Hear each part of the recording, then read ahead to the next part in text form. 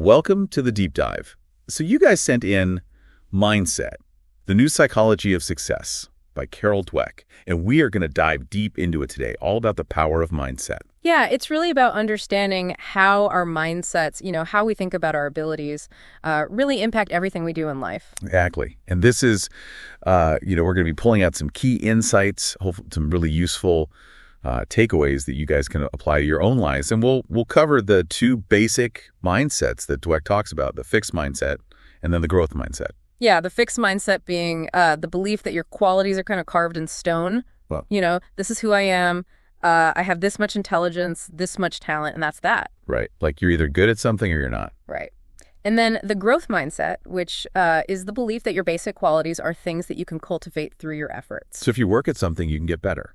Okay, so our mission today is to really unpack these concepts and see how they play out in real life. We're going to avoid overwhelming you with too much information. We just want to get to the really essential ideas and make them really clear. So let's start with core difference between these two mindsets. I mean, what's the fundamental distinction there? Yeah, the fixed mindset, it really comes down to this belief that who you are is pretty much set, right? Your intelligence, your talents, your personality, they're kind of fixed traits. And so your goal becomes to prove yourself over and over. So it's less about learning and more about kind of validating this fixed image of yourself. Is that right? Exactly. And the growth mindset is, it's more about embracing the process of learning and development. Your focus is on becoming the best version of yourself rather than proving that you're already there. Okay, so maybe to make this even more clear, could you give us like a quick analogy? Sure. Imagine two people are learning to play a new musical instrument, let's say the piano. The person with the fixed mindset, they might get frustrated quickly if they don't pick it up right away. Yeah. They might say, oh, I'm just not musical, or I just don't have the talent for this. Right. And they might give up pretty easily. Yeah, I've definitely known people like that. Right.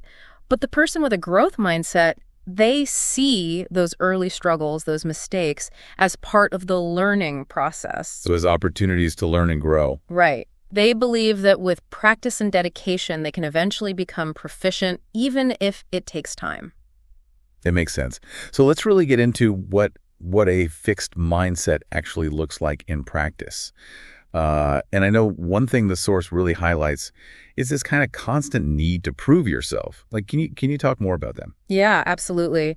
With a fixed mindset, you're always worried about how you're being judged. You're constantly trying to demonstrate how smart or talented you are. And any mistake feels like a huge threat. Exactly. Mistakes are seen as evidence of your limitations, of your lack of ability. And criticism can be devastating because it feels like a personal attack on your worth. Yeah, like you're being judged as a person, not just for your performance on a specific task. Exactly. You become hypersensitive to any feedback that doesn't confirm your brilliance. Right. I'm just thinking about, I've definitely met people who seem to always need to be the smartest person in the room. Yeah. They just can't handle being wrong about anything. Yeah, and that's often a fixed mindset in action. They're so focused on protecting their ego, on maintaining this image of themselves as being perfect or infallible, that they can't learn from their mistakes. They can't grow. Exactly. And the book talks about how this need to constantly prove yourself can actually lead to this this kind of distortion of how you see your own abilities. Yeah, that's a really key point. So with a fixed mindset, you tend to magnify your successes. You see them as proof of your inherent talent. I aced that test because I'm so smart. Right. I got that promotion because I'm so talented. But then when you experience setbacks, you explain them away as bad luck or as someone else's fault. So you kind of protect this fixed view of yourself even when the evidence might contradict it. Exactly. It's like you're wearing these blinders that prevent you from seeing your own strengths and weaknesses accurately. And that, of course, makes it really hard to learn and grow. Exactly, because growth requires that honest self-assessment.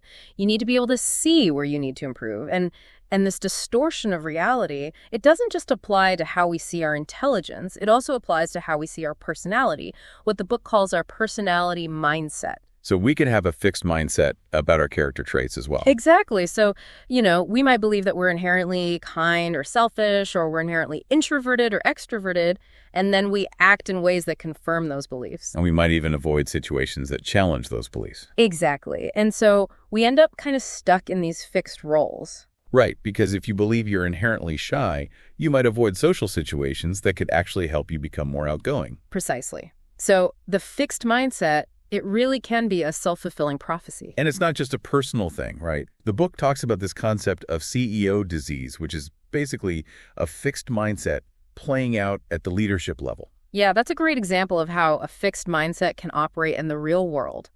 So CEO disease is this phenomenon where leaders who have achieved a certain level of success become convinced of their own infallibility. Oh yeah, I've definitely heard that. Yeah. It's like, I'm successful, so I must be brilliant, and therefore I don't need to listen to anyone else. Exactly. They stop seeking feedback. They stop adapting to change. And the book uses the example of Lee Iacocca at Chrysler, after his initial success with the minivan and getting the company back on its feet.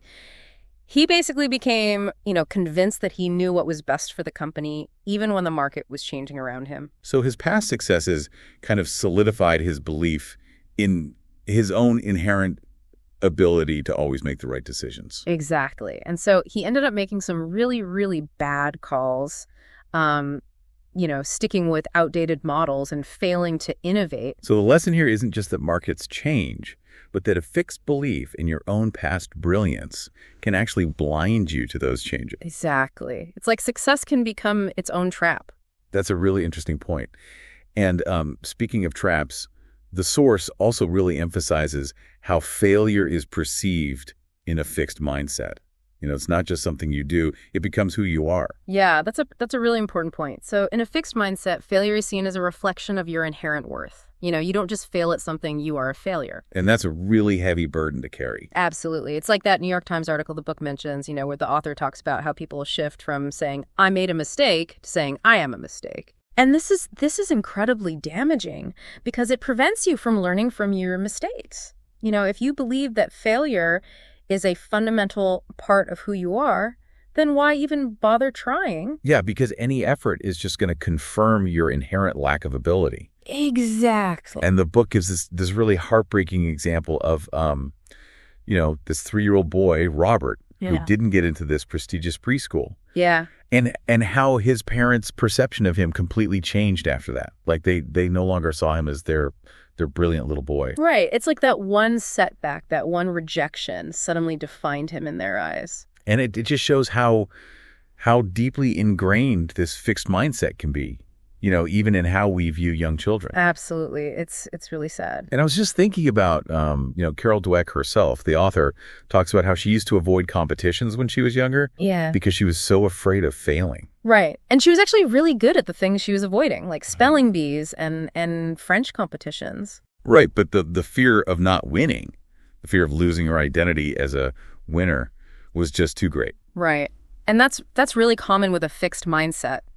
People avoid challenges because they're so afraid of failing, of being exposed as not good enough. So they end up playing it safe and missing out on all these opportunities for growth. Exactly. And I know another thing that the source mentions is this idea that, in a fixed mindset, a single test or evaluation can feel like this permanent measure of your worth. Oh, absolutely. It's like your whole identity gets wrapped up in that one score or that one performance review. Right. And that's just so much pressure. It is. It's like you're constantly being judged and evaluated, and your self-worth is on the line every time. And this fear of failure, it seems to breed a lot of competition, even in situations where you might not expect it. Like the book even talks about this idea of, my success is your failure. Yeah, that's a really interesting point. And it comes from this belief that there's only so much success to go around, it's a zero-sum game. Right, because if you believe that intelligence or talent is a limited resource,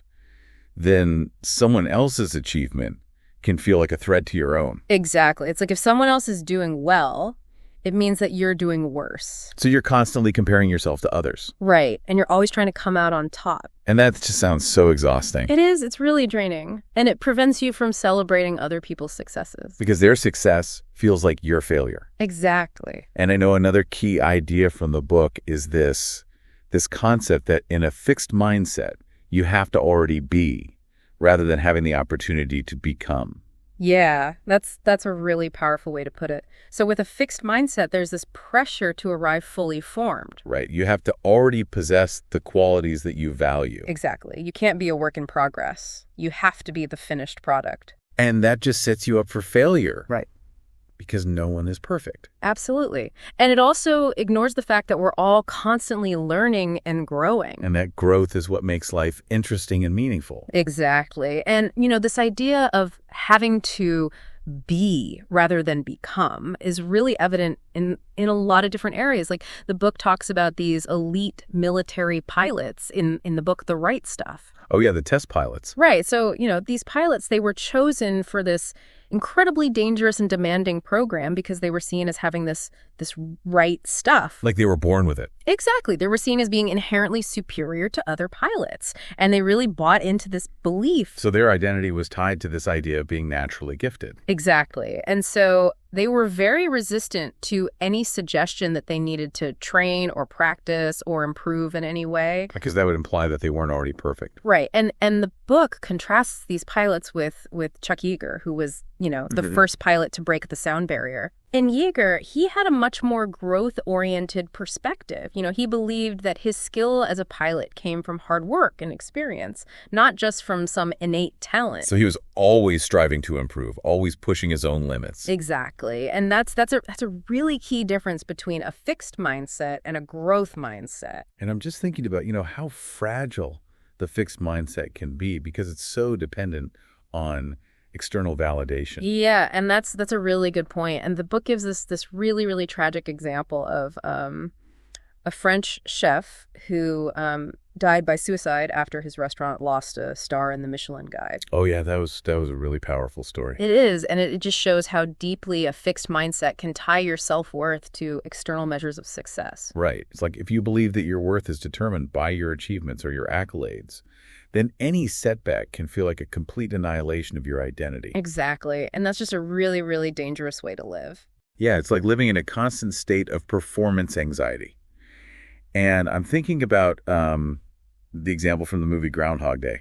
Oh, yeah, that's a really interesting example. So, in the beginning of the movie, Bill Murray's character, Phil, he's totally stuck in this fixed mindset. Right. He's this cynical, arrogant weatherman who thinks he's better than everyone else. Exactly. And at first, he kind of enjoys the fact that he's reliving the same day over and over again. Because he can use his knowledge of what's going to happen to manipulate situations and, get what he wants. Right.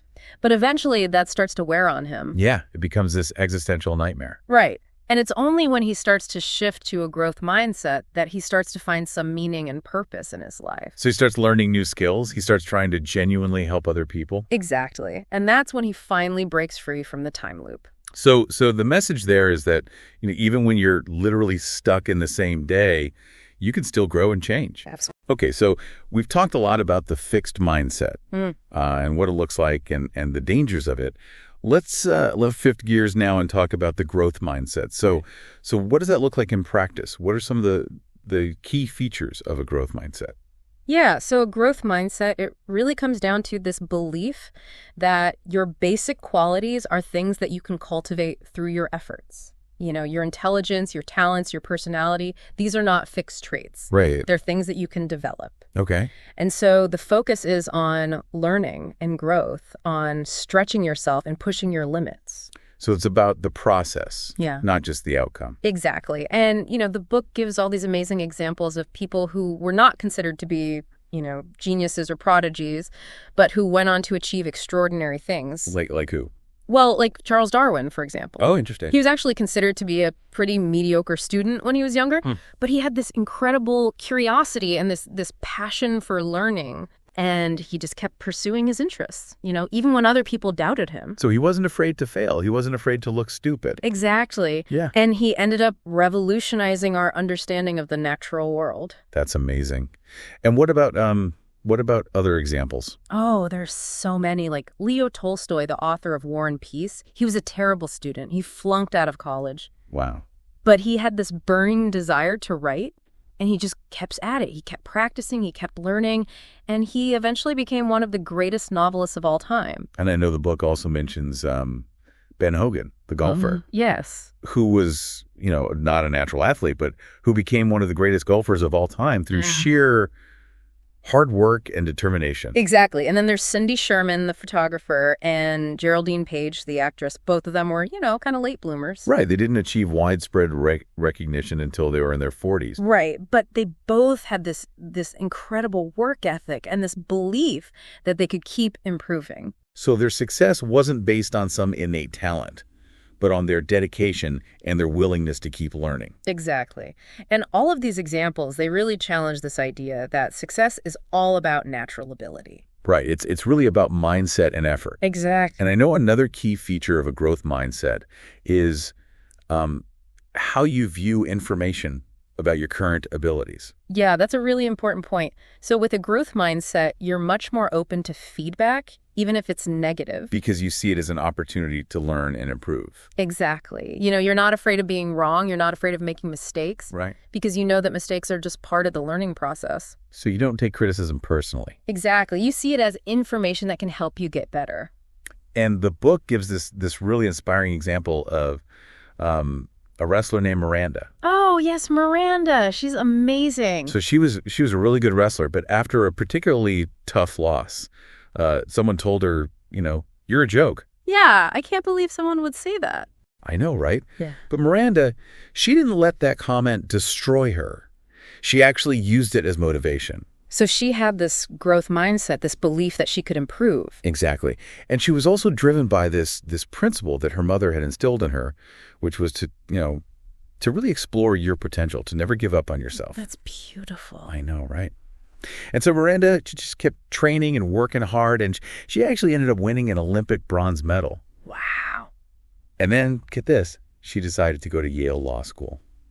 What? Yeah. So she just kept challenging herself, kept pushing her limits. Exactly. It's amazing. And her story is just such a powerful illustration of, the resilience and the determination that comes with a growth mindset. It really is. And speaking of resilience, the book also talks about Christopher Reeve, the actor who played Superman. Oh, yeah. Who, of course, became paralyzed after a horse riding accident. Right. And his response to that tragedy was just incredible. It really was. I mean, most people would have just given up.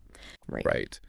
But Reeve, he refused to let his injury define him. So he dedicated himself to this rigorous exercise program. He was determined to regain as much function as possible. Wow. Yeah. And he did. He did. And he also became a really vocal advocate for people with spinal cord injuries. Right. And his story is just such a powerful testament to, the human spirit and the power of a growth mindset to help us overcome even the most incredible challenges. It really is. And, I'm also thinking about some of the research that the book talks about with children and how they approach challenging tasks. Oh, yeah. So there was this one study where they gave kids these puzzles to solve, and some of the kids had a fixed mindset and some of them had a growth mindset. Okay. And even the kids who were really good at the puzzles, if they had a fixed mindset, they tended to avoid the harder puzzles. Oh, interesting. Yeah, because they didn't want to risk failing. Right. But the kids with a growth mindset, they were actually drawn to the more challenging puzzles because they saw them as an opportunity to learn. Exactly. And they actually enjoyed the process of struggling with a difficult problem. So they weren't afraid of looking stupid. They were more interested in learning and growing. Exactly. That's fascinating. Yeah. And I know this kind of goes against the grain of how we often think about intelligence, Right. Like we tend to think that geniuses are just born that way. Exactly. But the book makes this really compelling argument that even geniuses need to put in the effort. Right. It's not just about having the talent, it's about what you do with it. So effort is essential for turning talent into achievement. Exactly. And the book uses this example of Seabiscuit, the racehorse. Oh, yeah. I love that story. So Seabiscuit, he was this underdog horse, he was small, he was kind of beat up, and nobody really thought he had much potential. Right. But he had this amazing trainer, Tom Smith. And a really dedicated jockey, Red Pollard. Exactly. And together they worked so hard, and they believed in Seabiscuit's potential. And he ended up becoming one of the greatest racehorses of all time. Exactly. And it's a great example of how effort and belief can really transform someone or something into something truly extraordinary.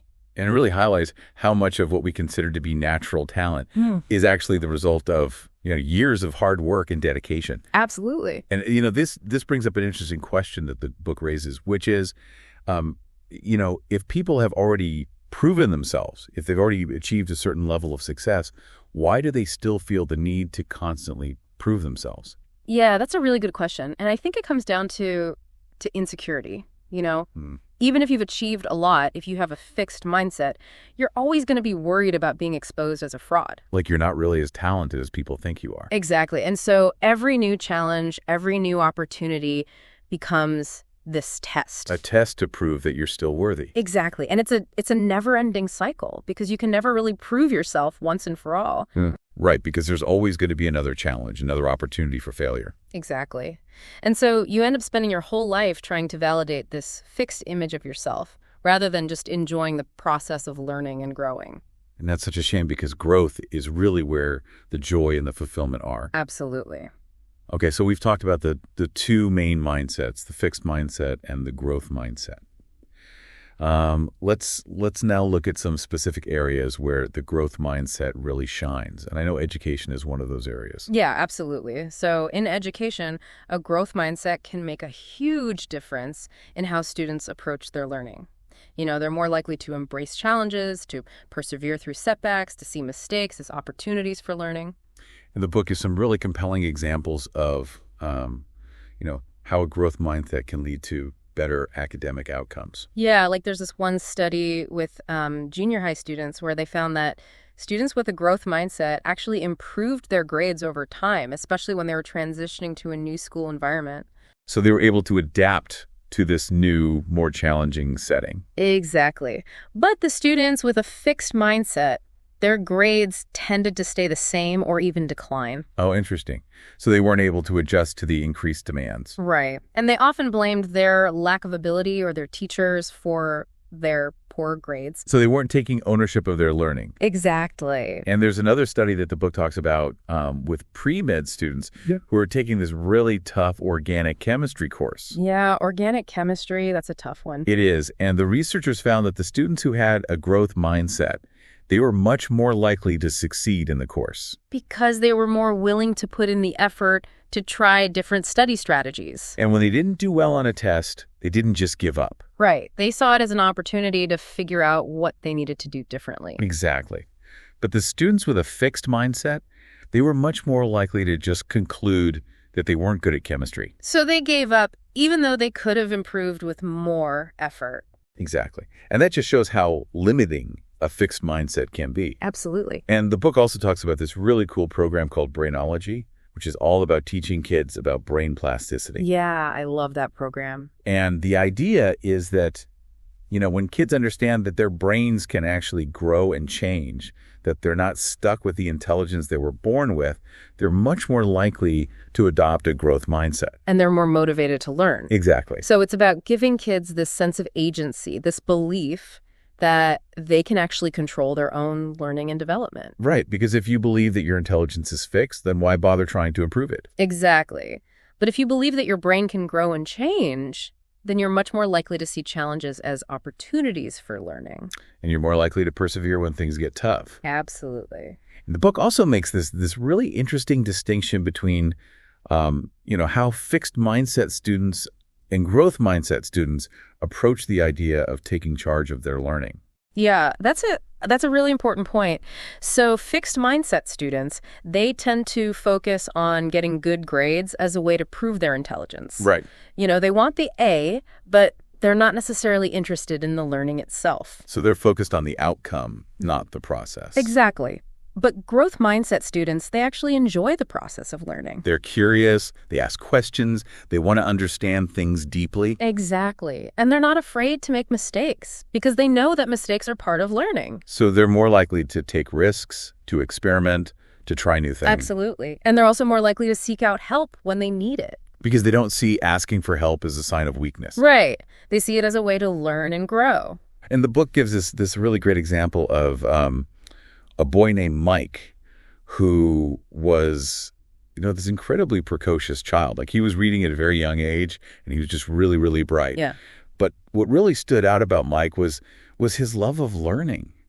He was just so curious about everything. So he had this natural growth mindset. Exactly. Uh, And the book points out that this is actually a common trait among prodigies. Right. It's not just about having a high IQ. It's about having this passion for learning, this desire to understand the world. And that passion, that drive, is what really fuels their achievements. Absolutely. And it's not just about individual students. Mhm. The book also talks about how a growth mindset can transform entire schools. Yeah, there's this amazing example of this really impoverished school in Chicago that was able to achieve incredible results with their students. And it was all because of the teachers, right? Exactly. So these teachers, they believed in their students. They believed that every child had the potential to learn and grow. And they created this really supportive and challenging learning environment. Right. They had high expectations for their students, but they also provided them with the support and resources they needed to succeed. And they instilled in their students this love of learning, this belief that learning is something that's fun and rewarding. And the results were just incredible. These students, they were outperforming kids from much wealthier schools. Wow. Yeah, it's a really inspiring story. It is. And it just shows how powerful a growth mindset can be, not just for individuals, but for entire communities. Absolutely. Okay, so we've seen how a growth mindset can benefit students in the classroom. Yeah. Let's shift gears now and talk about sports. How does a growth mindset impact athletic performance? Yeah, so in sports, there's often this really strong emphasis on natural talent. You hear people say, oh, he's a natural, or she's just got it. Right, like some people are just born to be athletes. Exactly. But the book challenges this idea. It argues that talent is important, but it's not everything. So hard work and dedication are just as important, if not more so. Exactly. And the book is this really interesting example of two baseball players, Billy Beane and Lenny Dykstra. So Beane, he was a really talented athlete, but he had a fixed mindset. He was afraid of failing. He didn't want to put in the effort if he wasn't guaranteed success. So he never really reached his full potential. Exactly. But Dykstra, he was not as naturally gifted as Beane, but he had this incredible work ethic and this growth mindset. So he was always trying to improve, always pushing himself. Right. And he ended up having a much more successful career than Beane. That's amazing. Yeah. And it just shows that mindset can really trump talent. Right. Because if you're not willing to put in the work, even the greatest talent in the world isn't going to get you very far. Exactly. And the book also debunks this myth of natural talent with the example of Babe Ruth. Oh, yeah. Babe Ruth. The Sultan of SWAT. So we all think of him as this natural home run hitter, like he was just born with this incredible ability to hit the ball a mile. Right. But the truth is, he was actually a really inconsistent hitter early in his career. Oh, really? Yeah. And it wasn't until he started taking his fitness and his training more seriously that he really